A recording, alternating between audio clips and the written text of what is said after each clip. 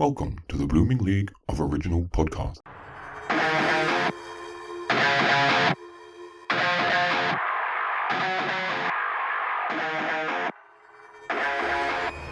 G'day, and welcome to an extra late third birthday edition of Thrash and Treasure, the Torture Chamber musical comedy podcast that guessed what? What? I spy with my camera eye another British diva in Hollywoodland tonight, so put on your nerdiest bow tie because we're all about to lose our lunch money. But luckily, this three-time baby genius turned super kid was first spotted pottering around Stoke-on-Trent when Bridgewater swept him off to Arkham City, where this alumni of Batman begins his heroic quest to conquer a career on camera, an origin you glad he did, because soon after this supernatural star trekked to the good place as quickly as the flash of the Thunderman's lightning, where his hot bot inspired 16 wolf whistles from a doctor who worked at Chicago Med. And I totally deadcon believe that after finding lethal seduction on his resume. But let's resume, as things are getting not safe for work now, which means we better lock up your dads and put on your golden shoes, ready for our side hustle night shift, like two broke girls who know there's no escaping daddy issues. So with a lump in our throats and an itch in our pants, oh wait, that came out wrong. So with an itch in our throats and a lump in our oh my goodness, we're raising hope we'll hit the mother load, and let's just hope they don't shoot horses, do they? But if they don't, please help this Aussie fishmonger shoot a huge Victorian g'day and echo 333 direct to 90210 in LA confidentially, where we'll warm up the leftovers because we need to talk to the Queen of the South, Linda from HR, about this truly modern family man who's always breaking news in Yuba County,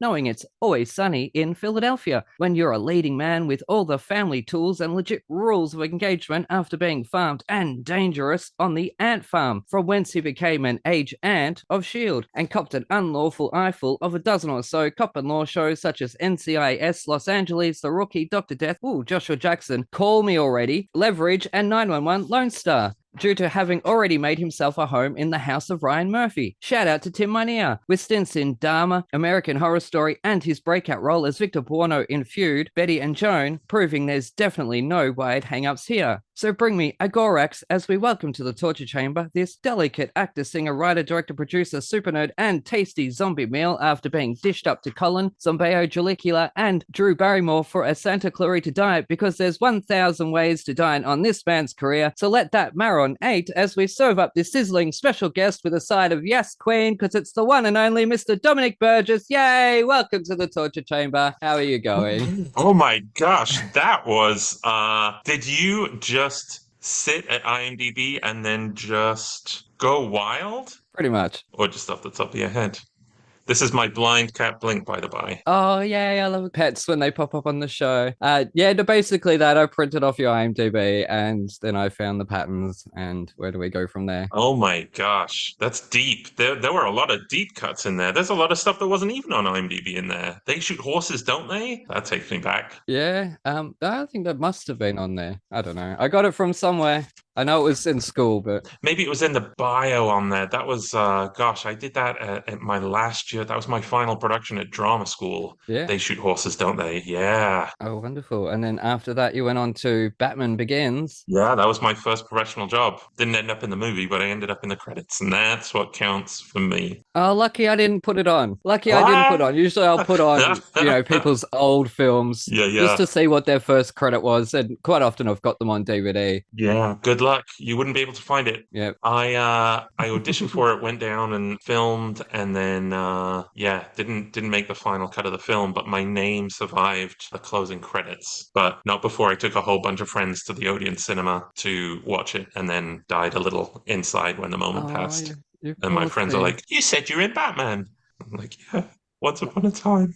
Oh no. You know what? That happened to me with the Hulk. That happened to me with the Hulk when I Eric. What? The original Hulk, not the film. Okay, let's be. Okay, I'm exaggerating a little. When you say the original Hulk, Not Okay. the Lou. No, Not not the Bill yeah, Bixby. Okay. digging myself deeper and deeper here. Okay, Eric Bana. Okay, we all know Eric Bana. He played Hulk in Hulk. He Uh-huh. did a sketch comedy show in the 90s in 1998, and Oh. we filmed a whole day's worth of this one scene, this one sketch, which was meant to be like a whole big like parade and carnival. And he was going to do like a riding the bike down the street and jump over a ramp and jump over a whole bunch of people. And we were filmed Whoa. cheering him on and stuff like that. And then, so yeah, I've told my whole family I'm going to be on Eric, my TV debut. Uh-huh. No, no, we were cut out of the show, Oh. and it was snippets in the final episode of it because it lasted about 8 episodes. So I know what it's like. I know what that's like, but it wasn't Batman, obviously. It's happened a few times. It happened on Batman Begins, happened on 90210, but they did tell me ahead of time that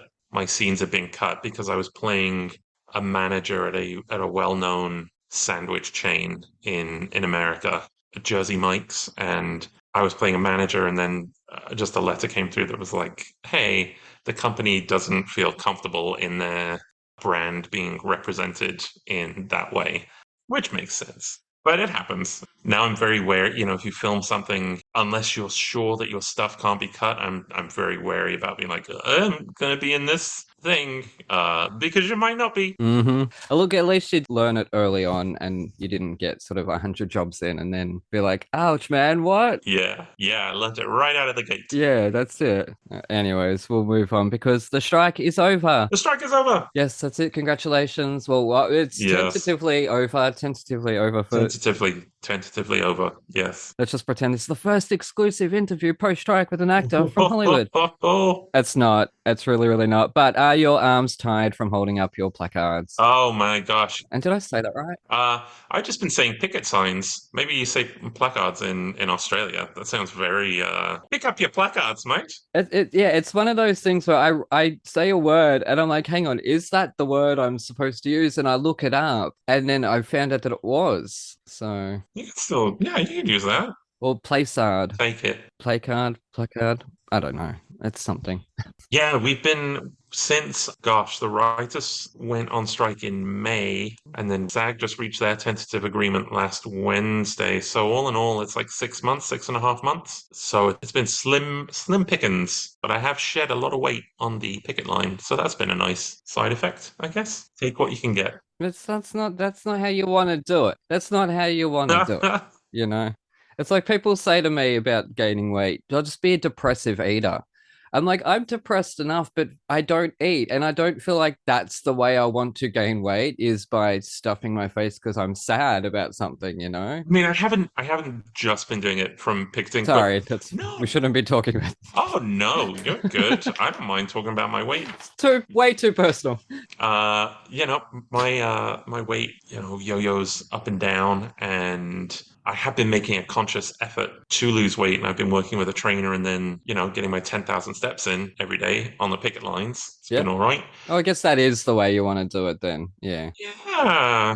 I don't mind. Just in my experience of losing weight in the past, sometimes auditions dry up because then you're no longer in the category that casting has seen you in before. And then you're no longer big, schlubby, chubby guy, but you're not a skinny, tall, lanky guy. And you're sort of in this middle area that normal. No one knows what to do with you. Normal. That's what you're normal. You don't know what to do with normal people, Hollywood. Fuck. Sorry. I don't know.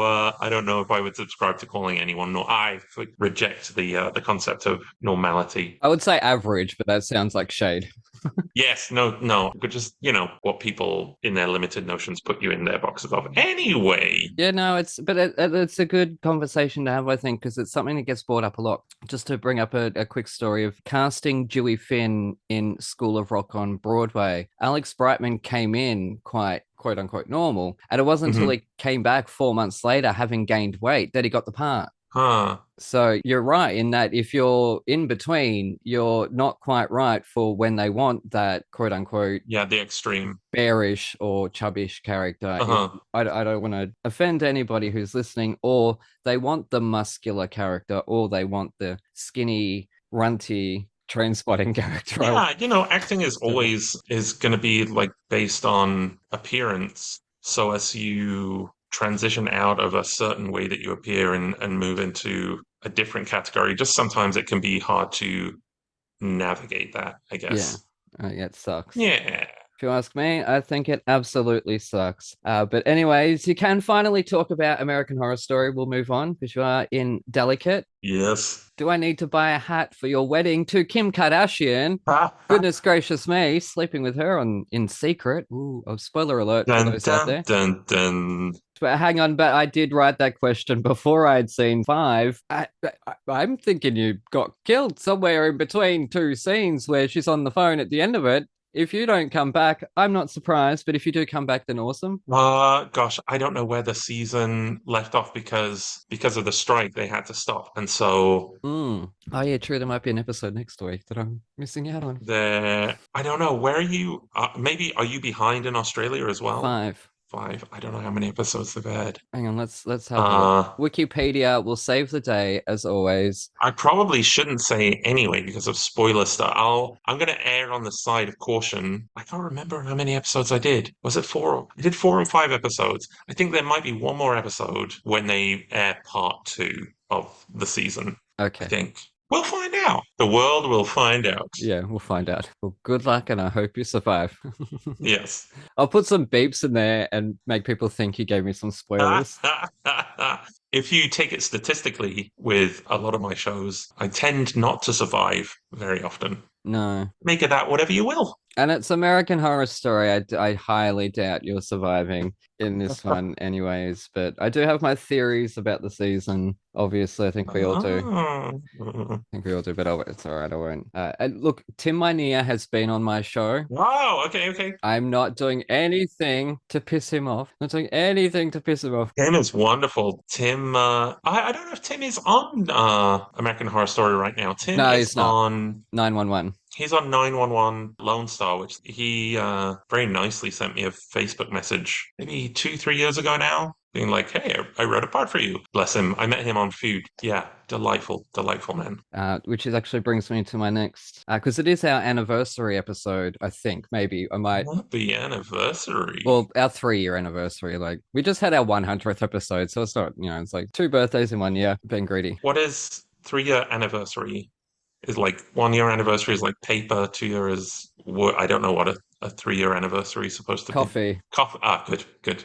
Happy coffee anniversary. Yeah, it's like 5 a.m. or something. Okay, so on my 2nd anniversary, I had someone else who has done 5 or 6, 7 shows with Tim as well. Ah. Firefly, The X-Files. I don't know. He's done a bunch of them. Adam Baldwin. That parallel. So I had him and Solo as well because I thought having a conservative guest on, I shouldn't have a co-host that week. I'll take it solo just in case. So yeah, he's worked with Tim Minear numerous times, but also he had played John Wayne Gacy Sr. and you have played John Wayne Gacy Jr. So I figured for our 3rd anniversary, we should get Jr. on the show. But I sort of was looking through your resume and I was like, hang on, there's like a couple of parallels here to Adam. And we are coming up to our 3rd anniversary. So if I can edit it in 24 hours, this will be our anniversary episode. But anyways, we'll move on now to the middle. If you could pick your craziest, most over-the-top rock star rider, what would you put in it?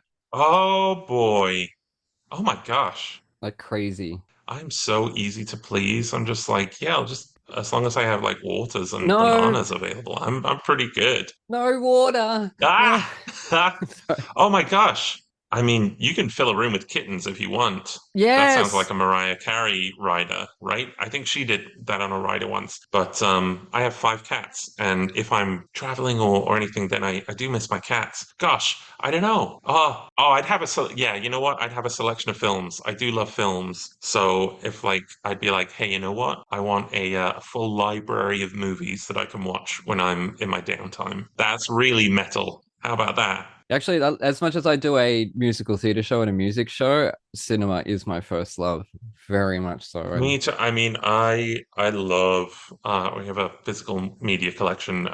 Yeah, movies are my first love. I had honestly, Aaron, a lot of anxiety about doing this podcast. Not because it's just metal is not my Yep. like it's not my jam, and my knowledge of sort of classic musicals is really lacking as well. I don't listen to a whole lot of music. If I do, it's like movie scores. Yeah.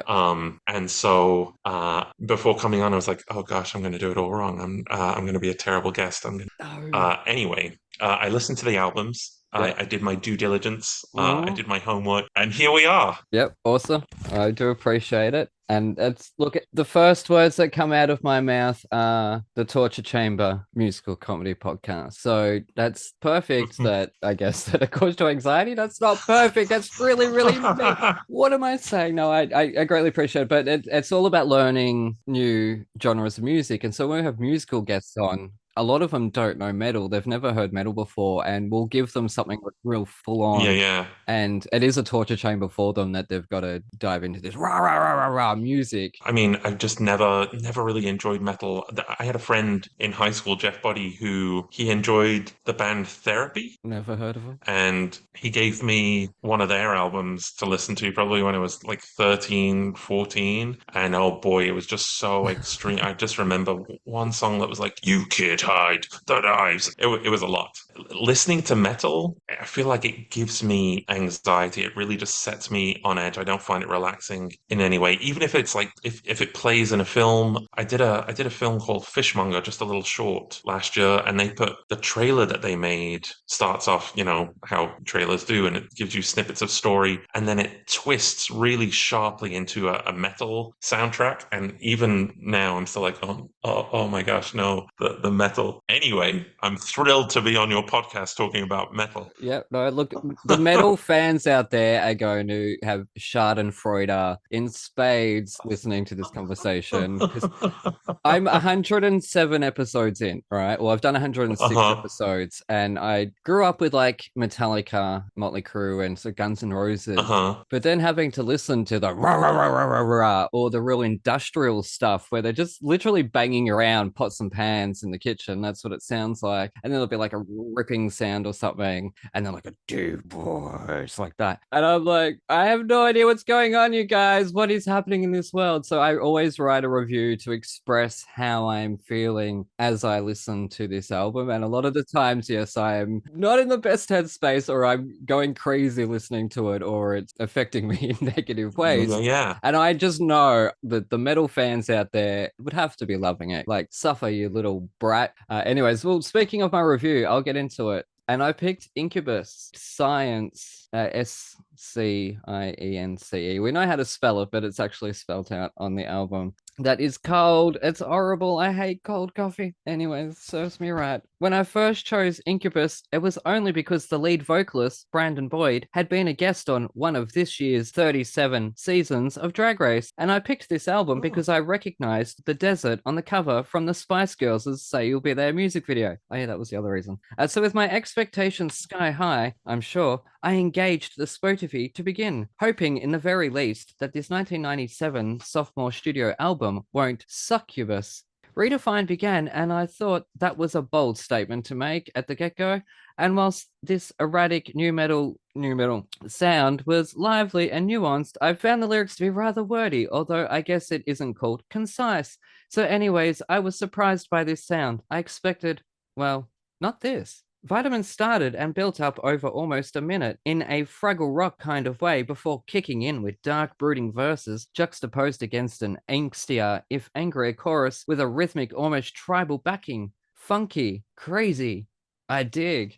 New Skin continued with the erratic verbnosis, and whilst it does seem a bit like Vitamin, its choruses are soaring more than grumpy. Idiot Box came on, and I felt seen. This slightly more radio-friendly track slows down whilst keeping the band's branding. Maybe we should call him Branding Boyd. Next up, I gave Glass a crack, and again with the mid-tempo and almost rap-like lyrics, which admittedly I can't follow on account of being easily distracted, which is actually great for the music, which seldom settles in any of their songs. Magic medicine sounded like a lullaby for a really messed up child, something that was no doubt sung to me. I liked a certain shade of green for living up to its title, as that's the color my face turned when it started. Oprah's favorite things was more of the same, but then along came a summer romance, in parentheses, anti-gravity love song. Fitting, as I felt gravity leave my stomach, especially during every summer romance I've fallen flat on my face, cause summer romances, some were heartaches. But since this is a love song, let's move on. As quickly as those summer romances. Triggered. Nebula was like switching channels on the TV. New metal, indie rock, thrash metal, and company. Rise, rise. Some jokes aside, I really dug into the 11th track, deep inside. I went balls deep, even though I took it slowly, one foot at a time. Once I was knee deep, I could thrash around a bit, even though it was funky. But at under 4 minutes, I could pull out before it was too late. I don't know how to pronounce Calgoni,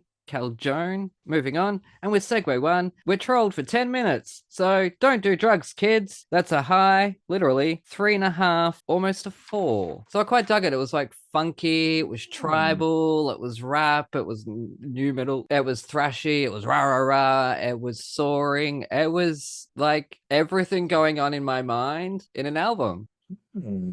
Interesting. I, again, don't know anything about metal. When it first came on, I was surprised to hear a little bit of like a didgeridoo kind of sound going on. How did I? What? Where was I? On the first track, right? I'm going to have to open up because I don't remember what the track was called. But the very first track on the album, Redefine. I'm gonna have to listen to it again. yeah, I feel like there was a little bit of didgeridoo going on in there. Brandon Boyd plays the didgeridoo, so So then I was like, oh, okay. And then it got into the real metal stuff, and then I was like, oh no. Do you know? Have you seen the Simpsons episode? I can't remember what Homer is doing at the time, but he's like, urge to kill, rising, rising, falling, rising, and that's how I feel when I listen to metal. Is like I just feel myself getting angry and frustrated. you can't go on that with them. That's on me. You're probably a joyous person, though. That's probably what it is. You're probably just a naturally joyous person, whereas a lot of people we find a catharsis in it. That it is representing sort of how they're feeling. So I'm not psychoanalyzing you on my show. I'm sorry, I've just met you. Wait a minute, what are your qualifications? I haven't recorded in a month, Dominic. I am so rusty at the moment. Goodness gracious me, I'm putting my foot in it. That's okay. I feel rusty. I feel rusty too. You know, as I was listening to it, I was thinking, gosh, maybe I'm doing the assignment wrong because I found myself listening, but then I was doing other things around the apartment. I was like, I've got to load the dishwasher and I've got to like vacuum a little bit. And then I was like, no, I should sit down and I should like intentionally listen really hard to the lyrics. And so then I'd really try. And then after about 30 seconds, I'd be like, oh gosh, I just feel myself getting anxious. And then I would carry on loading the dishwasher or carrying on. So maybe I didn't give it its due respect in that regard. It makes sense to move around and do things. Some albums I can sit down and just listen to. This I couldn't. This I couldn't because it was so erratic. So I was forever moving around doing things. But I had it on loud enough. I could hear it no matter where I was in the vicinity. That'd be a great critic blurb for the front of an album. Makes you want to get up and move around and do things. Yeah, makes you want to do the dishes. I think there's some great musicianship in there because they were experimenting in that you can tell, like, well, you could tell there was didgeridoo. I couldn't, and I'm the Australian here. Yeah? What? There's just so much eclecticity. Is that a word? I don't know. Own it. It was just so all over the joint. It really was. It was like very ADHD, but musical at the same time. But then you would have moments that were just weird, like the lullaby, which is this whispered lullaby, and then the segue, which was a hidden track, but on Spotify, it's its own 10-minute track. That was just, I don't know what that was. We were being trolled. Remember hidden tracks? I remember hidden tracks on CDs. Yeah. And you would listen to the last track, and unless you stopped it and took it out of your CD player, you had like 5 minutes of silence before then. Was it? I think Mika had one on his first album that was like 5 minutes of silence. Maybe Natalie Imbruglia had one on hers. I don't remember. Yes, I had Left of the Middle. Did that have a secret track on it? I think so. I feel like it did. But yeah, I was raised on Neighbours and Home and Away, so I recognize that didgeridoo. Well, we have got a question coming up about something to do with that. Yeah, look, I thought his voice maybe not as strong as someone like Mike Patton from Faith No More, who you probably have no idea who I'm talking about. I'm sure he's a stand-up guy. I hope he's a stand-up guy. Is he a stand-up guy? I would love to know, and he should totally come on my show. In fact, so should Brandon Boyd, because I would love to know. He seems to me, well, when we saw him on Drag Race this year, he seemed to me not like that typical rock star, like rowdy. He seemed very settled, and if anything, I could imagine him putting on glasses, sitting at a piano, composing songs, as opposed to jamming on a guitar or something. He struck me as more of a learned musician. Interesting. Than a garage band, if you will. And I don't know any of their other music. Apparently, this album was very different to their other stuff. I can't comment on that because although I feel like I'd heard of the band Incubus. They had that Drive song. I feel like it was like in my lexicon of knowledge where you were like, hey, yeah, we're going to do a metal album and it's Incubus. And I was like, yeah, Incubus is metal. Like I was aware enough to put that association together. Yeah. But anything beyond that, I was like, okay, I don't know. Yeah. Well, I picked him because Incubus is like the whole demon thing. And I thought that was fitting to American Horror Story. These weak ass connections we do every darn week. Oh no, that's okay. This is again, I had that anxiety about being like, I'm going to be a horrible, horrible guest. Not in a vitriolic like, what is this? But it's fine. I keep putting my foot in it, Dominic. I keep putting my foot in it. No, don't. You know where my ears pricked up as you gave your review and your introduction? When you were like, yeah, I picked this because it was the location of the Spice Girls video. I was like, I know that music video. Yep, I know that. I had that album. Yes, I know that music video very well. Yes, one of the greatest albums of the 1990s or of the 20th century, full stop. Yes. The music video was that Say You'll Be Mine? Or Say You'll Be There. Say You'll Be There. Say that's right. See, I have some music knowledge. Yeah, good music knowledge if it's Spice Girls.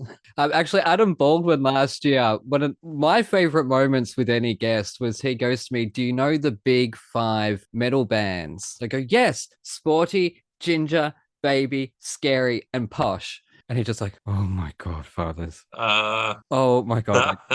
You're so depressed that those are the words that come out of my mouth. They were everywhere in England when I was growing up. Yep. I got their first 2 albums.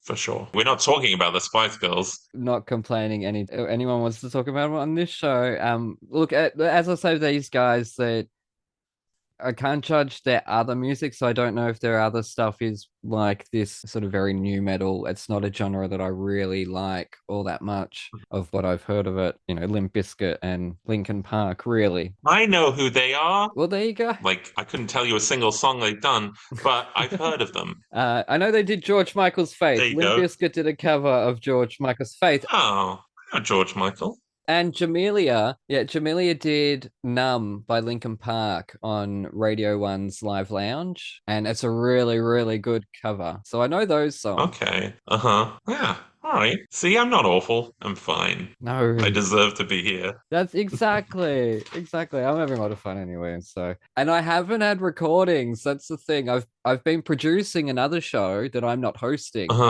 But I haven't had this show to work on, which I picked you to come on this show, regardless of your knowledge of metal musicals or anything like that. So it's because I have questions to ask, or I have jokes to make in the introduction, or I have to have a vision for the episode before I invite anyone on, basically. Okay, cool. Yes. Anyway, so don't be so hard on yourself. We're going to move on. Where's my segue? Oh, no, it's a really stupid one this week. I think we've incubated on this albumin for long enough. Shall we crack on with an ad break? Excellent.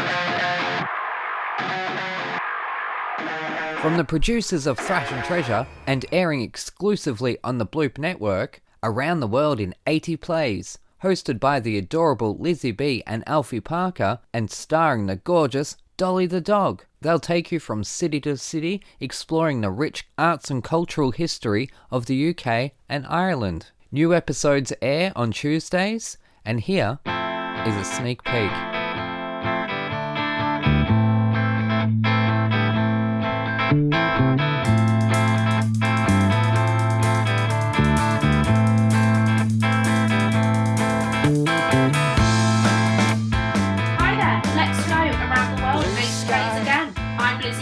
And I'm Alfie Barker. And we're joined, as always, by our darling doggy diva, co-host, travel buddy, and fur baby, little Miss Dolly, who's literally just woken up. So that was perfect timing. Good.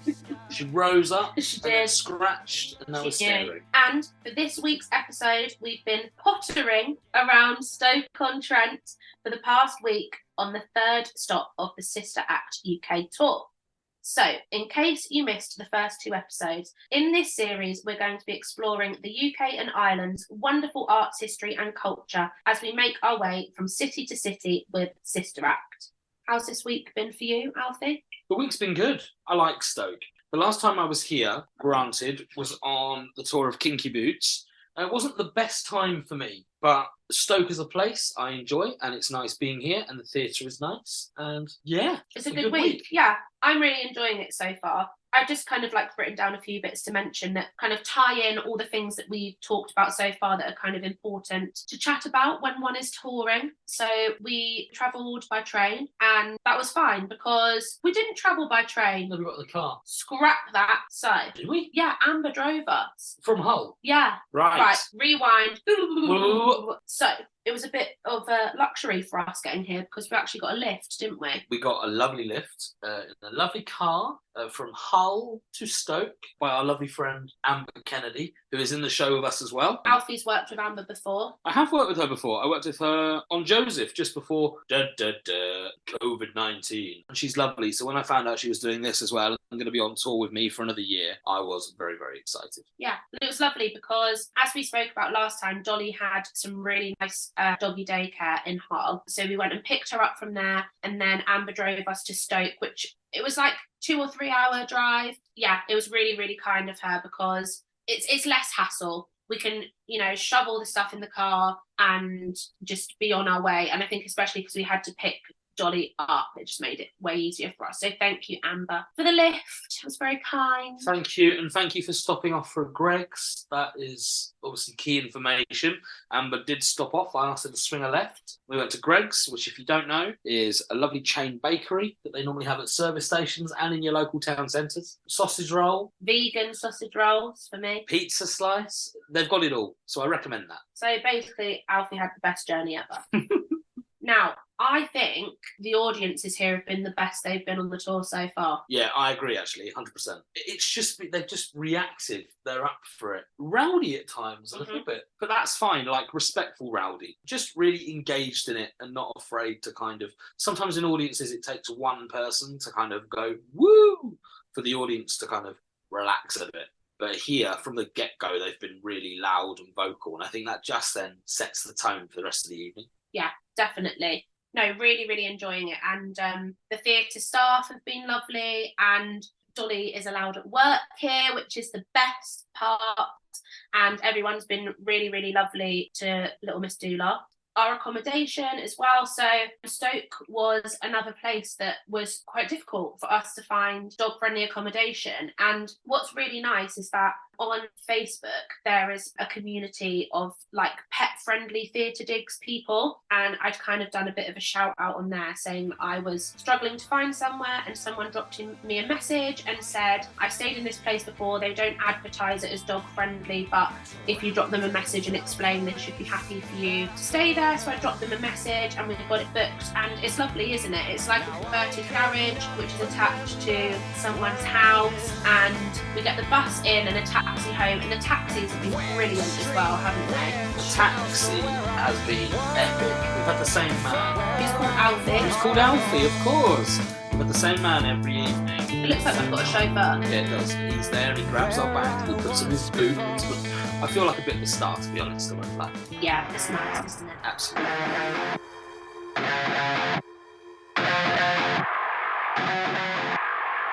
And we're back with Thrash and Treasure. I'm Aaron. I'm flying solo this week, but I'm joined by Mr. Dominic Burgess, the Pride of Stoke-on-Trent. And in that show, I was just talking about Around the World in 80 Plays, hosted by Lizzie B and Alfie Parker. In the third episode, they're in Stoke-on-Trent. Oh boy, I'm so sorry for that. I'm kidding. I'm kidding. Stoke-on-Trent gets a lot of it gets a bad rap. It's always in, those polls at the end of the year that's like 15 worst places to live in England. Number 13, Stoke-on-Trent. But, I grew up there. I love it. We've got Alton Towers, which is the UK's #1 theme park. Take that. It is too. And take that. We've got to take that. Yeah. Oh, well, there you go. And you have Emma Bridgewater. So when was the last time you painted a teacup for your mum? Oh my gosh. We went on a date. I say it was recently. It wasn't. It's probably before COVID now, where it's a shop in LA called Color Me Mine. And you pick out, like, they've got mugs or pottery that you can paint. So I picked out a shark and my fiance picked out a hippopotamus, and then we put succulents in them, and none of the succulents have ever survived. So now they're just like pieces of pottery that we got around the house. That's the last time I painted pottery. Came out good though. They look good. They're good. Yeah, oh, wonderful. Good. We used to have Plaster Funhouse in Australia when we were kids. Plaster Funhouse. Yeah, it was like little plaster, like they would get a clown or like a dinosaur and you'd paint it. You have kids' parties there. It was the tits. Like, we loved that place as children. Yeah, that's exactly what Color Me Mine sounds like. Although I have really gotten into, I don't know if it's made its way to Australia, the Great Pottery Throwdown, which also takes place in Stoke, and it's a really genteel pottery making show with like contestants, and then the prize is just like a ceramic mug or like vase, and there's no prize money. Oh, it's probably BBC. Yeah, everyone's very nice. The host cries a lot, but it's fun. It's nice. It's like real, very serene. Mm-hmm. Very Stoke-on-Trent. Very Stoke-on-Trent. That's it. See, I'm an expert now because we literally had to research. We have to prepare these episodes for our hosts because they're literally touring around the UK. So every episode is a different city. Oh, I see. On the Sister Act UK and Ireland tour. Anyways, we won't plug our other show, which is dropping tomorrow. Alrighty, before we move on to the musical, Home and Away or Neighbours? Oh my gosh. Okay, they're very different. I started with Neighbours first. That was my introduction to Australian soap. Yep. I remember being devastated when Daphne died. That was my first on-screen death that I'd ever seen. And I remember being really heartbroken. And I was probably 6 or 7 years old, devastated. And then I remember that Home and Away was always darker. They always dealt with darker storylines because Home and Away in England was on at like 5:30 on BBC. And then you'd switch over to ITV to catch Home and Away. And that was at 6 o'clock. So that was like, ooh, the real serious stuff happens at 6 o'clock. Yeah. And there's like, I don't know, muggings and attacks and natural disasters and people get kidnapped and there's guns and Neighbours always felt very safe. Yeah. So I'll take a little bit of both. But Neighbours was my introduction to Australian soap. But I always appreciate Bobby coming out of the fridge to scare Elsa. Yes, I remember that. That was so stupid. Or drunk Irene stumbling through the window on Finlay. Irene. Yes. And she's still in it. Is Ray Meagher still in it? Is Elf still in it? He quit the show in order to get a gold Logie, then he came back a year later, so I don't know. Oh. I don't watch it anymore. He's playing the system, huh? Yeah, I think he did. Interesting. Kidding, Ray Ma, not Meagher. Ray Ma. Is it? I'm so sorry. That's on me. No, I went along with it for a minute and I realized, no, it's Ma. Please don't sue us is what was going to come out of my mouth before I corrected his name. So, yes, please don't sue us for that, or me. You're actually very lucky, Aaron, because I'm being very restrained today. Yeah. But anytime I talk to an Australian, because I was, raised on Neighbours and Home and Away for an hour every night, you're very lucky that I'm not slipping into mimicry and copying accents. Go for it. Yes, please do. It's a very dangerous path that we're treading. Because I'll go there if you... Struth Elsa. Struth Elsa. Fair income. True blue, mate. Yeah. Bloody Ripper. Bloody unreal. Let's go down to the surf club and get an OJ. That was very Home and Away. Are you listening? Home and Away, Neighbours producers, call up Dominic Station. I'll do it. I'll do it. I'll be down there and I'll do a run of those episodes. Exactly. I mean, Who have they gotten on there from England lately? Like Misha Barn actually recently was Misha just on. Barnes on Neighbours. That's right. That's right. Didn't they have a Yeah. guy on Home and Away from Coronation Street for a while? Or maybe he was on Neighbours. Oh, there was. I feel like there was a Coronation Street star that they pulled. I don't know. I've dipped back into Neighbours as they were like ending the show, and they were like, Guy Pearce is back, Kylie Minogue is back, and I was like, all right, Yeah. I'll watch those last 5 episodes just to see. And then I haven't dipped back in now that they're back on Freevee on Amazon. That's it. And I didn't watch the final week because I didn't want to believe it was ending. And lo and Oh behold, no! so I still haven't Well, seen them. It's like Fringe. now you can go back because it's never truly over. Oh, that's it. But anyways, no, your Australian accent is brilliant and a lot better than some of the Americans we've had on this show. God bless them. They try. They try. They try. They try. They try. I love them. Well, no, I for don't it. think that's fair. That's bad. No, I shouldn't say that. I think in England, when people say, oh, English people can do accents better than Americans can, I think it's because we were just exposed to it more in our television viewing. Because I was exposed to the Australian accent an hour a night growing up. And then Yep. all the programming that I watched was Star Trek and X-Files and Twin Peaks and Buffy. And so I was exposed to the American accent just as much as I was exposed to British accents. So I was in Buffy in the comics. I loved Buffy. Me too. Oh, moving along, but I'll throw it in there. We had Shobna Galati from Corrie on the show. Uh-huh. My first episode of that, Richard Hillman bashed Emily Oh. Bishop on the head with a crowbar. Oh my gosh. That was my first episode of it. I'm like, Ah, what ah. am I watching? Oh my godfathers. And it just went crazier and crazier as it went along. But anyways, yeah, this week I picked Gigi because I thought, well, I was a well-known like Incubus. I'd always known their name as well. Like you had said, Uh-huh. Gigi, I'd always heard like it's a classic musical. It's, you know, a gay favorite. I'd never heard it before. I thought it was from like the 50s or the 60s. I didn't know it was from the 70s. So I picked it, not knowing it was about a French courtesan, which fits in with the last episode, which aired a month ago, where I had two guests from Moulin Rouge, the musical, on the show. So yeah, it was sort of fitting it was hard. So I went with Gigi. And did you fall in love with her? Okay, here's the thing. I enjoyed the experience of listening to the musical more than I enjoyed the experience of listening to Incubus. Yep. But just because I'm in the arts, and so that is, oh gosh, I feel like I'm being careful with my words. It was just more pleasing to my ears. It was something that I was like, okay, I can appreciate this, and I enjoyed it more.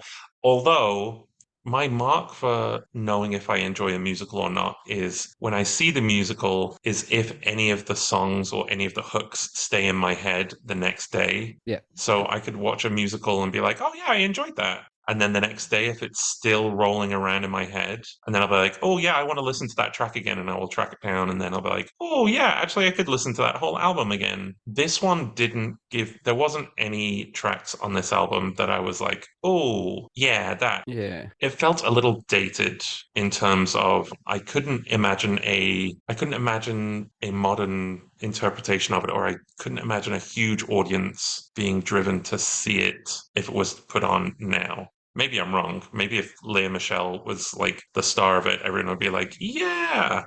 Possibly. But I don't know. It wasn't something that I could see myself going to watch if it was on at the Pantages nearby and being like, oh yeah, we got to go out of our way to watch that. Yeah.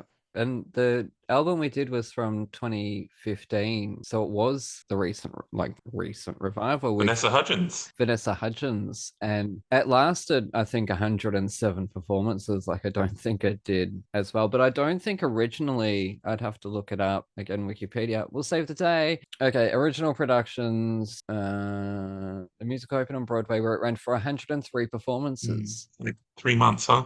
Yeah, and 7 previews. It had Agnes Moorehead in it. She's lovely. There's my Liverpudlian accent. Lovely. I have an impersonation of Ringo Starr. Not Connection, but I think of Ringo Starr from Thomas the Tank Engine because he used to narrate the Thomas the Tank Engine episodes. Yes. This production, it doesn't say how many performances.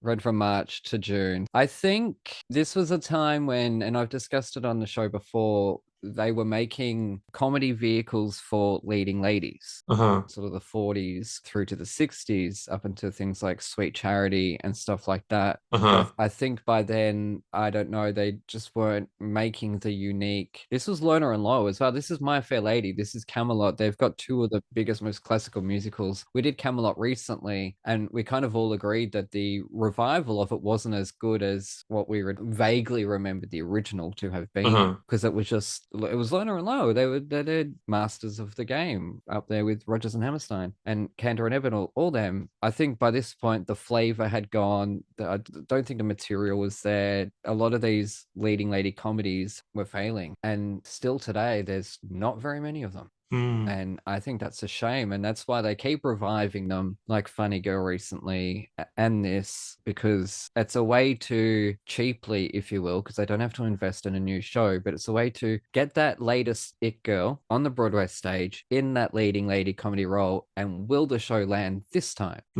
It didn't. It didn't seem to. Yeah, it didn't set it wasn't offensive to my ears, but it just didn't set, like, I woke up this morning and could not repeat any melodies or any lyrics or there was no hook in there that was like, oh, we watched over lockdown Come From Away that aired here, and then, the following morning I still had one of the songs in my head and was like, oh yeah, I enjoyed that. And yeah, that's my measure of if I enjoyed something, is if it's still rolling around afterwards. Yeah. And that's what you want from a musical. And this was the time when musicals were producing hits. Songs were, Hey Big Spender from Sweet Charity became a hit. Rhythm of Life was a hit song. Songs from Hair, songs from, God, I could, this goes on. I just can't think of them right now. But yeah, like even Mame, I think was not too long before it. I think was just a little bit more successful than this one, if I remember correctly. But yeah, and look, I've always known the show, and I if you had asked me a week or a couple of weeks ago, oh, who wrote the novel that Gigi was based on, I would have said Colette, because it's something that's been so in pop culture, and it's been done by every local theatre company, around the world numerous times, because it's that, when you've got a knit girl in your theatre company, do a show like this because you are showcasing them. Yeah. I don't think this show showcased her, her, if you will, as much as what it could have. It's a bit close to home for me, because when I was 16, 17, 18, I had a friend whose mum was a prostitute, and then the daughter got into prostitution as well. So oh boy, she was sort of like a modern day Gigi. I know this because I was still friends with her at the time. So oh my goodness, that's so sad. No, wait, that's shaming. You are slut shaming. No, I don't. That's not what I mean. I know. It is kind of sad. Yeah. They think about it, and they were my friends. Yeah, no, there's no sex shaming here on my part at all. I was kidding. I was shit stirring you. No, I get it. Think about it. That's your daughter that you're leading into that. Yeah. Like if she got into it on her own volition, that's one thing. But for her mum to be like, come join me and do this, we did think was a little bit weird. And then she stole money off us. Oh my gosh. So we never saw her again, because obviously she stole money off us, so she wasn't coming back, was she? Oh boy. Yeah.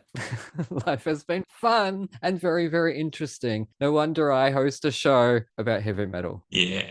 So yeah, I kind of related to that, is what I'm saying, that this is a family business for them. Courtesan for this rich man, and I know it's a love story, and she falls in love, and blah. Good, great. I lucked out this week. New metal and romance. So look, it was all right. It was all right. Yeah, it was. I wouldn't go out and buy it and purchase it or any of the songs. No, and I think one song became a standard, was Thank Heaven for Little Girls. I remember there was a commercial where there was a male singing that song. I don't even remember what the commercial was for, but it was always creepy. It still remains creepy today. Yeah, nothing in there, or that, there certainly wasn't anything in there that if there was a revival coming through LA that I'd be like, yeah, we got to go watch Gigi. That's my review. What if Kim Kardashian was playing Gigi? I'm sure people would then go and watch it. People would, not you. Well, just because, I wouldn't want to put myself through something that I didn't think I was going to enjoy. as a whole, as a music, like, obviously, if it's like a close friend and they're like, "Hey, I'm going to do the revival of Gigi," I'd be like, "Yeah, cool, I'll come and watch." And then die inside a little bit. It wouldn't be because I'd be like, "Yeah, because that show is amazing." It'd be because I'd want to go and support a friend. And so I don't know if I would go and watch it if it wasn't someone that I knew that was in it. Yeah. Whereas sometimes, there's musicals that come around and I'm like, yeah, I'm going to go watch Book of Mormon, regardless of who's in the cast, because I just enjoy that show. Yeah. Yeah, I get that. Yeah, you get it. Yeah. Yeah. I get that. I wouldn't be signing up to do this. Though I did sign up to assistant direct sound of music, so No, see, I like Sound of, I've been to Sound of Music sing-alongs. I've been there. Yeah, I like Sound of Music. so we both were pretty meh on Gigi. It was meh, I guess. Mm-hmm. But where's my thingo? Where's my segues? Goodness gracious, man. I throw my notes around during this whole show because I get so excited. That's all right. Metal music will make you do that. It'll make you move. We've established that. Too much coffee and caffeine. Oh, here we go. It literally says segues on the top. Anyways, it looks like Gigi had to go to an ad break.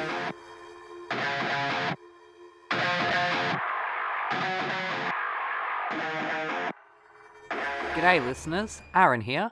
While you're topping up your coffees, did you know that you can support our show and go on a fantastically scary adventure at the same time? Go to www.thetonistantales.com/bookstore to grab your copy of The Toniston Tales, a darkly funny Aussie trilogy about a young boy who rescues injured animals in his spare time and the roller coaster ride he's taken on by a literal fish out of water. Written by me, the village idiot of Thrash and Treasure, you'll come to love Toniston Turnbull and the dozens of wacky characters that he meets along the way. And here is a sneak peek. Landing with a thud that echoes throughout the whole cottage, Toniston instantly rips off the manky shoes gifted to him by Milfred and tosses them into the corner behind a blue barrel. Without a second thought, the bully races down the hallway to the backmost room of the house and leaps behind his uncomfortable makeshift hay bed, then waits, and waits, and then waits some more, until finally, what seems like an eternity later, muffled growls start vibrating through the thin walls of Cubpaw's cottage. He tries to control his breathing, but his heart is racing way too fast. Toniston ducks down further. Nothing should be able to see him, but he can't be sure they won't smell him. The gruff growling grows louder. Toniston presses his ear against the cold, chipped, chalky wall. He thinks he can make out phrases like, "Where is it?" and "Give us the merge," though not much else. It's all too mumbled, and he's shaking too much. But it doesn't matter anymore. The front door of the cottage slams open with a harder, louder cracking thud than it ever had before. A dozen or so stomping footsteps enter. The cottage shakes uncontrollably as if it is as terrified as our friend the bully is. Toniston panics. He's trapped in a corner with a slew of sharks on his trail. He makes a sudden rash decision. Ripping aside the thick animal hide curtain, Toniston leaps through the small oval-shaped window head first, landing on a crate filled with hay sitting outside it. Mustering every ounce of manliness he has not to react verbally as he lands with a crunch on the sharp, pin-like hay. It pierces his skin in several places, but thankfully, in his panicked state, the bully becomes numb to the pain. Counting his blessings but not his chickens, Toniston struggles out of the crate by throwing his legs over and levering himself up, causing the coral underneath his feet to snap. He loses balance and tumbles. To describe the pain of tumbling face first down a steep hill of hard, sharp, deadly-shaped coral would require far too many swear words than this author would be allowed to publish, so let's just say it hurt. A lot. With one last somersault, Toniston's legs fly first over the cliff's edge. Crunch. His left hand grabs hold of the outmost jagged knob of coral. The stocky body of the 10-year-old child sways rapidly back and forth like some sort of death-defying pendulum. He gasps for air, or from shock, not even Toniston can tell. All he knows is above him a deadly coral cliff and deadlier sharks. Below him, larger, sharper coral under a sea of giant, sharp spikes of natural metal. His head throbbing and vision too blurred with bright red splotches to be able to see clearly for too long. His face is dripping with blood. It runs down his shirt front, tickling him in the process. but all he can do is swing there. It's moments like these that a boy really needs his mum.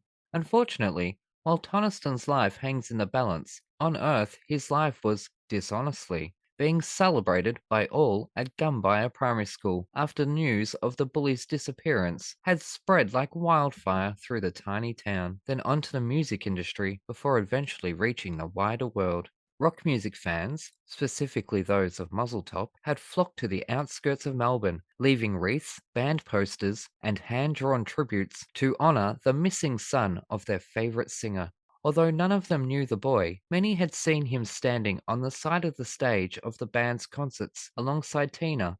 Also, at the time of his disappearance, hundreds of the world's entertainment media lined the streets outside the school and, sadly, outside Tina's house. Wanting any word they could get their greasy hands on, the gossip came in thick and fast as snide, bored neighbours took it upon themselves to speculate and make up stories for their 5 minutes of fame. Inside the house, the phone ringing 10, 15 times a day from nosy TV stations, hounding the poor, terrified mother, there was no escape.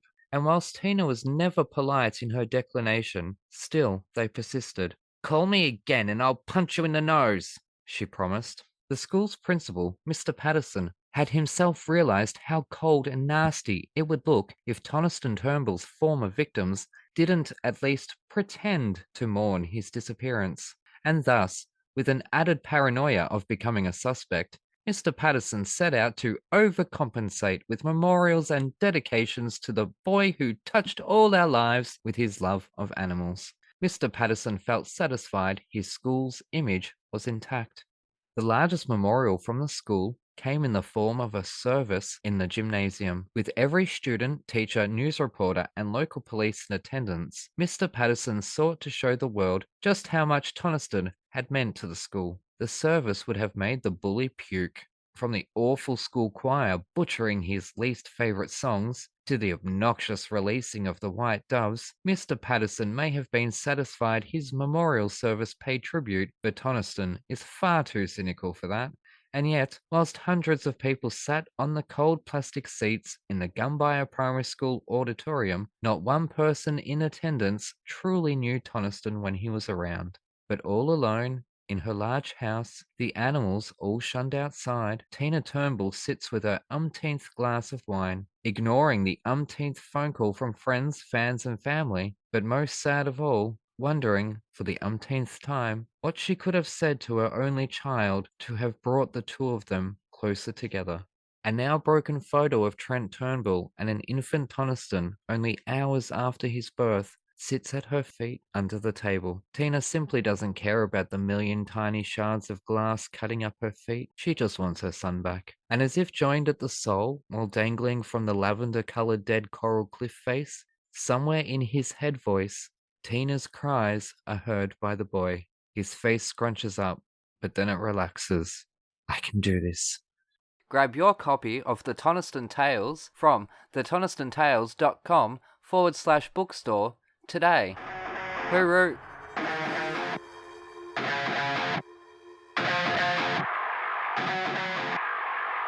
Anyways, we're back with Thrash and Treasure.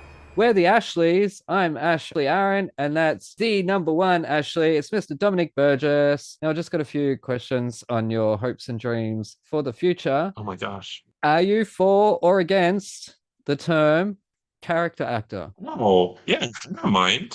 I call myself a character actor for sure. Yeah, it's what I am. It's the face I've been given. Yeah, we've been very passionate on this show about it because we have a lot of people who are, you yourself, amazing talents, and you're doing it and you're in iconic roles in multiple different projects. I think to diminish it to a character actor is to say that there are stars and there are character actors. Yeah, I don't mind it. I guess like growing up, I've always been like, yeah, because I guess, when gosh, I don't know how to say this without feeling like I'm throwing myself under the bus.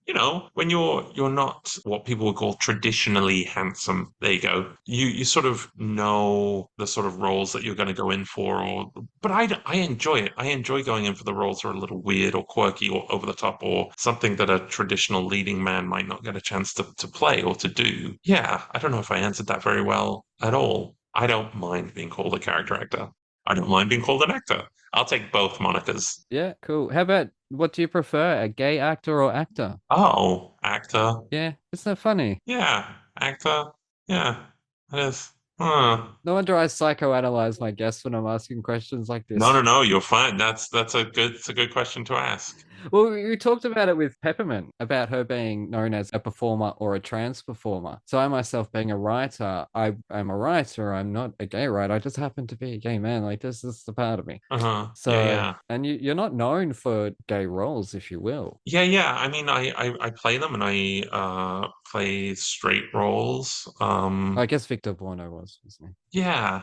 I suppose it depends on the kind of role. Like if it's for something like Victor Bono, or if you're playing a gay character, I think then I wouldn't mind, being introduced and saying like Dominic Burgess, who's openly gay, because I think then, there's sort of, oh gosh, I'm really doing a terrible job this morning of explaining this. I think when you have a gay character that has a voice that is wide reaching and you have a gay actor playing that role, and then you have, the EPKs and behind the scenes stuff. And I think then I'd be like, yes, please share that I'm an openly gay actor, because I want to bring something authentic to this role. And I also want any viewers that might be closeted or might not understand to see that and say, oh, it is okay for a gay actor to play a gay role. It is okay to enhance the visibility of the LGBTQ community. it? Actually, in whatever roles, to know that gay actors can play heterosexual or homosexual, and that, gosh, you've really opened my mind this morning to, if I'm happy to be called a character actor or an actor, or a gay actor or an actor. That's such an interesting question. I'm gonna Yeah. just like the musicals that Yep. are out of my mind, that I don't enjoy. I'm gonna be thinking about this all day now, which is good because I've never been asked that before. Yeah, But it's such okay. an interesting question. Well, it's something I'm interested in as an artist myself. And Yeah. I'm nearly twice that age of some of these people who are standing up saying, support my work because I'm a this thing, support my work because I'm a that thing. But the work doesn't interest me. I'm looking at the work. I'm not looking at the artist. The artist created the work, yes, but you're not selling the artist to me. You're selling the work to me. I'm selling my art to people. I'm not selling me. So that's the way I see it. Sorry, this is your episode. Yeah. Although, no. I absolutely see that point of view to devil's advocate that, it could very well be that people might feel bad that like, oh my gosh, I've given so much money to this person that then has spewed all this vitriol, and I want to make a conscious effort now to like, oh, I reject that. You know what? I'm going to go spend my money elsewhere, and I would like to support this community that this other person has put down. So, I could see both sides. I could see both sides of that. Yeah, it's like diverse casting. They should have been doing it anyway. It shouldn't take there being a villain for someone to stand up and be a hero. I don't think. Life is not a movie. If you've got it in your heart to do something, just do it. Don't wait for there to be a hero or someone to come along, or a villain, sorry, or to set precedents or whatever. If you've got, I think, supporting artists, that to me is more important, because as I say, we're selling our art, we're not selling us as people. Yeah. Like in your shows, you're not Dominic in those shows. You are Victor, you're Kilgore, you're Agorax in The Weakest Link in the 200,900 or whatever year it was in the future. So anyways, what makes you want to give a standing ovation, and when was the last time you felt dirty giving one? Oh boy. Anytime I go and watch a friend's play, I always feel, if it's a good play, then yeah, I'll stand and give a standing ovation. Last time can I tell a Celine Dion story? Please I'm gonna do. tell a Celine Dion story because Las Vegas is pretty close to Los Angeles, so we would go and watch her in residency. And there was one show. There had been like a string of cancelled performances beforehand, and then there was one show where she came out, and she started with a different song than she would normally open with, and she opened the show with an apology, and she said, "Hey, I'm so sorry. I've thrown out my back, and there's not going to be any wardrobe changes tonight. I'm just going to stand here in one spot and I'm just going to sing. And, of course, the audience is completely on board and everyone's cheering and clapping. And now, obviously, subsequently, she's been diagnosed with stiff person syndrome. And my fiance and I have talked and said, like, oh, I wonder if when we went to watch that show in Vegas, if this was the beginnings or if she was already suffering from this, even though it wasn't diagnosed or made public. But she got up there and she sang for 2.5 hours in one spot in this corset and this sort of back brace. And then I remember giving a standing ovation because it was like, oh my gosh, it was still fucking phenomenal, even though she just stood there and sang. And then, in hindsight, with all the medical diagnoses that have come out, we were like, I bet that was, what was going on. And she still gave such an incredible performance. And I remember, stuff like, oh boy, anytime John Williams plays at the Hollywood Bowl, because he loves to, conduct, and then he'll come out for an encore and another encore and another encore, and then everyone's going wild. And yes. And we had David Newman on the show actually, who does a lot of his. Oh yeah. Uh-huh. My God. Yeah, he'll come David... and compose. See, look, if this was a composer and Thrash podcast, I'd be like, oh, let's go down the rabbit hole of movie scores. So yeah, shows like that I really get into. The last time I feel obliged to give a standing ovation, I don't know. Sometimes I guess, if you watch something and you didn't enjoy it as much, but at the end everyone is standing up, and then you're like, oh, I'm gonna look like an asshole if I don't. I don't care.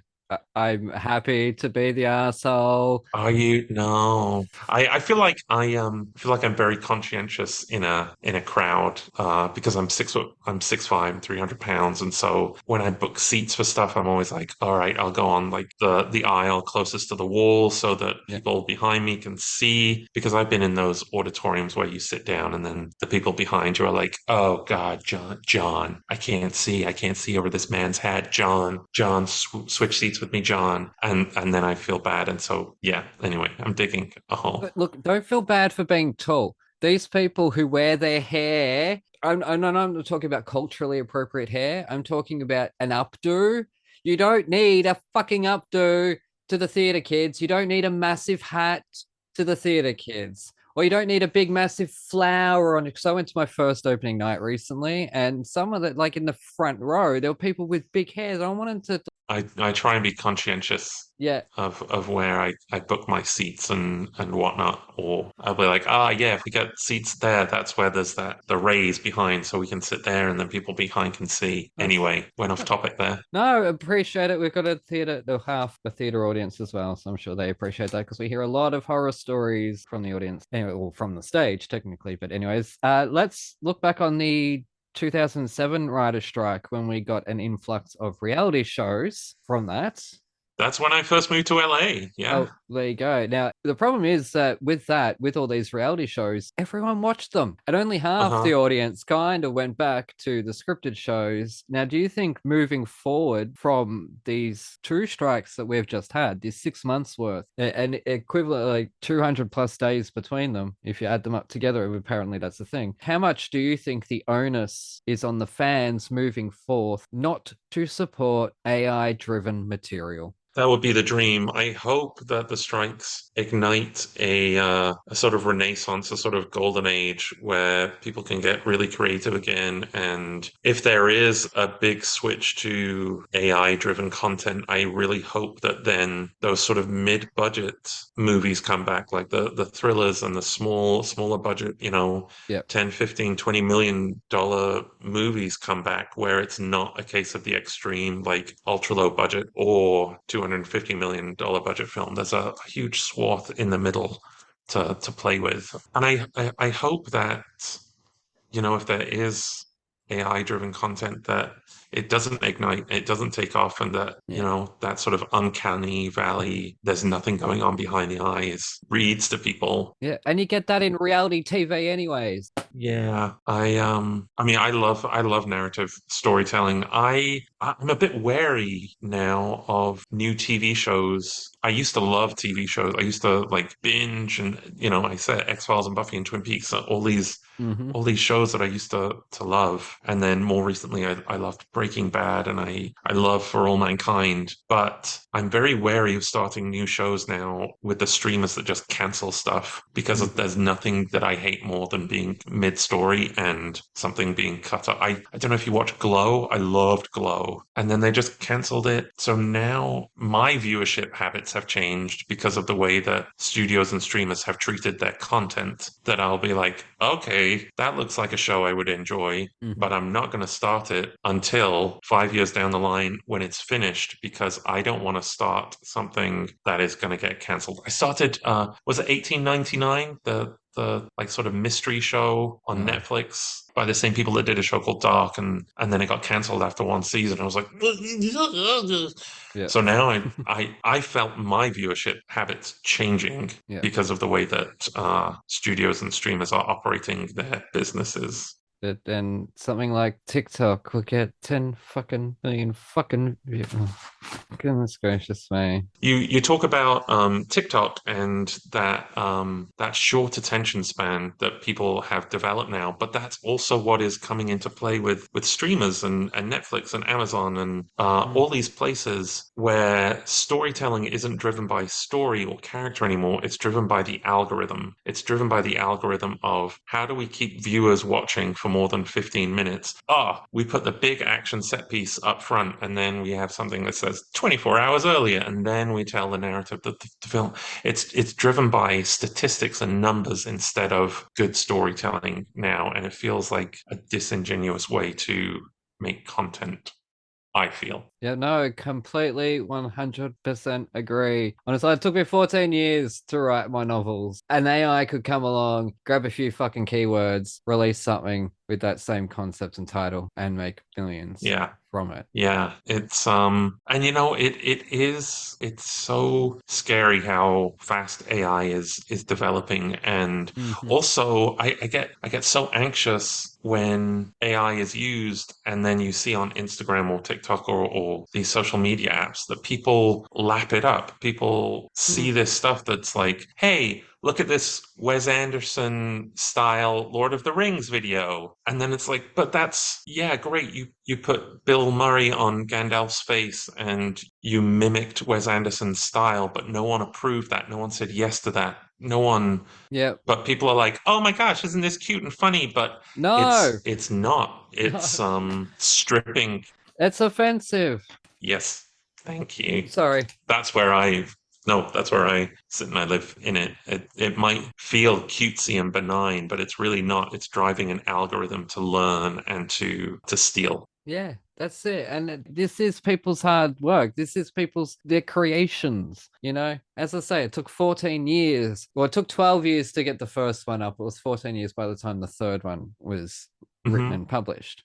No. Yeah, I get it. I write screenplays, and I've had one that I wrote in 2013 that has just been sort of in pre-production perpetually, and then COVID, and then strikes, and someone could come along and just AI it together and sell it, or no thank you. Yeah, and look, I cringe every time I see these t-shirts that are like two different things. Like they're clearly bought off like those Redbubble sites. So like two different franchises put together. I'm trying to quickly think of two different franchises, but I can't actually think of two different franchises. Maybe like, oh, I get it. You know what I mean? Like, oh my God, I've gone blank. I've gone blank. Yeah, and you'll see like the characters in different costumes or something like that, and they're selling it on Redbubble. If you're an artist and you're drawing these things, I've said it before, contact me on fucking Twitter or email, and we will write a comic together. I am full of ideas. There are tons of writers out there. Instead of taking someone else's work and someone else's IP and making money from a few bucks off Redbubble, and you are literally stealing, and you're giving credence to things like the AI. Team up with other artists and create things and put it on a website and a store and sell it, because you've created your own thing. And one thing will take off eventually, maybe, if you're lucky. I get so anxious, and there were a lot of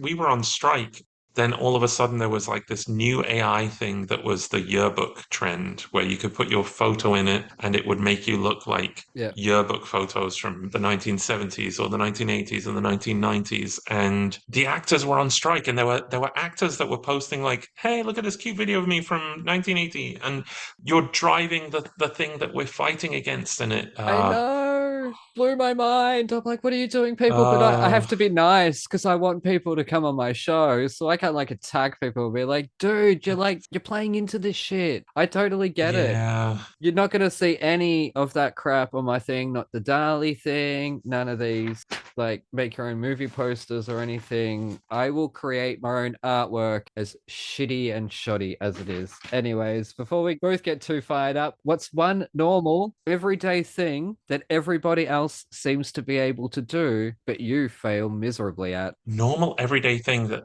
normal people can do, I fail miserably at. Yep. You know what I have a real problem with on train platforms or metro stations is if I'm walking along the platform and if I'm walking this way and the train starts moving this way, I start curling in towards the train. Weird. And so, yeah, if there's motion coming this way, I sort of move towards the motion. And so if I'm walking on a train platform and a train starts moving, I have to shield my eyes or stop walking. I don't know if it's like a vertigo thing, what it is. And there's a train station in London, Clapham Common, where the platform is in the middle and it's pretty narrow. The platform isn't that wide and the trains will go both directions. And I, on those train platforms, have to stop moving. I have to like wait for both trains to go and then I can start going. Yeah. That's the weirdest thing that I can think of. Lucky you're not a tightrope walker. Yeah. Anyway, Yeah. it'll be Christmas in a month. Are we ever going to see you make a glorious return to Stoke as a pantomime dame? Oh my gosh. I would love to do that. That'd be fun. Can we collaborate on the script together? It says, can I write it? Well, but let's write it together because I'm a writer. I've written Do it. plays. Do it. I'll either come. Where in Australia are you based? Are you Sydney? Are you Perth? Are you Melbourne? Melbourne, neighbours Melbourne. country. That's the only reason why you're allowed to stay in the call was because you said neighbours Okay, good. before. If you'd said home and away, it'd be a If short it said episode. Summer Bay, That's it. Summer get Bay. out of there. Yeah. Yes, write it. Write it. I'll come do Panto in Stoke or Melbourne. Yeah. Only those two places, though. I'm kidding. Yeah. Yeah, I'll do a Panto. I've never done Panto. I'll do a Panto. Yeah. Sure, why not? They love a celebrity, especially in the UK. I mean, I haven't seen. You know what? I did go to a pantomime once, and oh my gosh, I can't think of the actor's name. Harold Bishop, Ian somebody. Ian Smith. Ian Smith. Ian Smith. Yeah. Ian Smith and Madge were in the same panto. They might have even been in Stoke because he played the Rat King and she played the fairy godmother. And Charleston, you're thinking of, isn't it? Yes. Look, see? Why isn't this a Neighbours podcast? I know. So, yes, look, it all tied back together. Wonderful. Yeah, I've done a couple of pantomimes 20 plus years ago. We'll move on very, very, very quickly from that. You've done Doctor Who, Star Trek. Oh god, no, I've got it written down. The Flash, Batman. Well, Batman. You got cut out of obviously the House of Ryan Murphy. So you've done these massive franchises and baby geniuses. Is there a franchise? Yeah, baby geniuses. Yeah, sorry. Throw a bit of shade there. The world needed it and the world wanted it. Did we? Did we though? Did we? The world gets what it deserves, and it got Baby Geniuses 3, 4, and 5. I believe it's for the listeners at home. We're talking about Baby Geniuses and the Treasures of Egypt. Yes, and the Mysteries of the Crown Jewels. Yeah, and Baby Geniuses and the Space Baby. Is it just the Space Baby? It wasn't the Mystery of the Space Baby, or the and the something of the Space Baby? Oh, and just the Space Baby, huh? Yeah, and you played Guffman. Yeah, I did. Haven't seen him. Yeah. Haven't seen the first one. Not gonna. Well. Is there a franchise you want to join though? If you could. Oh my gosh. I'm sure there's plenty. I can see your DVD collection. It rivals mine. Legit. If someone brings back 24, I would do 24. If someone brings back I know they're bringing back Battlestar Galactica. I would do Battlestar Galactica. Yeah. That's with the Cylons or the Cylons or Cylons? Yeah. Yeah. I've never seen an episode of that either. The reboot that they did 15 years ago, phenomenal. Very, very good TV. That's right. with Katie Sackhoff and Yes. Tamar Pennicat. Was he in it? Yes, Mary McDonnell, So I know actors. I know actors and your work, but whether or not I've seen it. Edward James Olmos, That's right. Trisha Helfer. Yeah, That's great right. show. I would love to do that. Yeah, there's so many things that I would, because I'm a fan as well. If someone says they're going to bring back the X-Files, yeah, I'm sure it won't be as good, but I'll do it just because I love the X-Files. Yeah, I'll do it. Yeah. I'm a little tired of the reboots, I must admit. A little tired. I know, me too, Not but everything needs it. if something's going to be made, I may as well do it if I love it. Sure. Yeah, if it's going to be made, at least people who care about it should be doing it. I'll agree on that. Yeah. Oh, nothing I hate more than like loving a series or loving a show or loving like a world and then an actor being a part of it and then behind the scenes people being like, "Oh my gosh, you must be so thrilled to join this universe." And they're like, "Nah, I hate it. I always hated it growing up, but it's a job, innit?" And I'm like, Yeah, okay, that's fine, I guess. It is a job, but it is a job. also I would love to be on that show. Yeah. Oh, Yeah. a lot of heavy metal musicians don't listen to heavy metal. Yeah, it's fair. You know, there's just people. That's like gynecologists. Anyways, Oh boy. sorry, Yes, on that note, screwed that one up. Anyways, that's it. You made it out of the torture chamber we did it. in one piece. Barely. Barely. We nearly broke this one. Listeners at home, we nearly broke this one, but that's fine. And I put my foot in it numerous times because I am a little bit rusty. That's okay. That's okay. It's been such a joy sitting here chatting with you because we're, only a couple of years apart in age, obviously. So we're from the same generation and Yeah. a lot of the same tastes and stuff. And obviously know some of the same people, really. And it's been so much fun. And I'm sorry to talk your ear off. Yes, thank you so much. Now go get some sleep, catch up on your sleep, Yeah. and then conquer the day. Yeah. Before I let you go, where can people find you on the social medias? Oh boy. I think on Twitter I'm Dominic Burgess. Yep. And then on Instagram, I'm Dominic Burgess 1 because a child got there first. And sometimes he will forward me messages and be like, this one's for you. Or he'll let me know if people have tagged him in the wrong stuff. Yeah. God bless him. A self-help guru got mine. Did they? A fucking self-help guru. Sorry, do not like self-help gurus. Yeah, what a pain. Yeah, so now I'm Dominic Burgess 1. I guess in hindsight, I should have been like thought of a more creative Instagram name instead of Dominic Burgess 1. But again, we live and we learn. If you're Aussie, you'd be Burjo. Burjo? Yeah. Really? Yeah. Would that be just like what Australians would call you? That's what we would call you, Burjo. Yeah. Burjo. Interesting. That's Australians for you. We're not interesting. We're bogan. We're very, very, very bogan. And you would know that having grown up on Aussie culture, like I grew up with British culture. But anyways, I'll let you go. Thank you so much. All right, my friends. All right. Thank you. Have fun. Have a great day. Cheers. Bye-bye.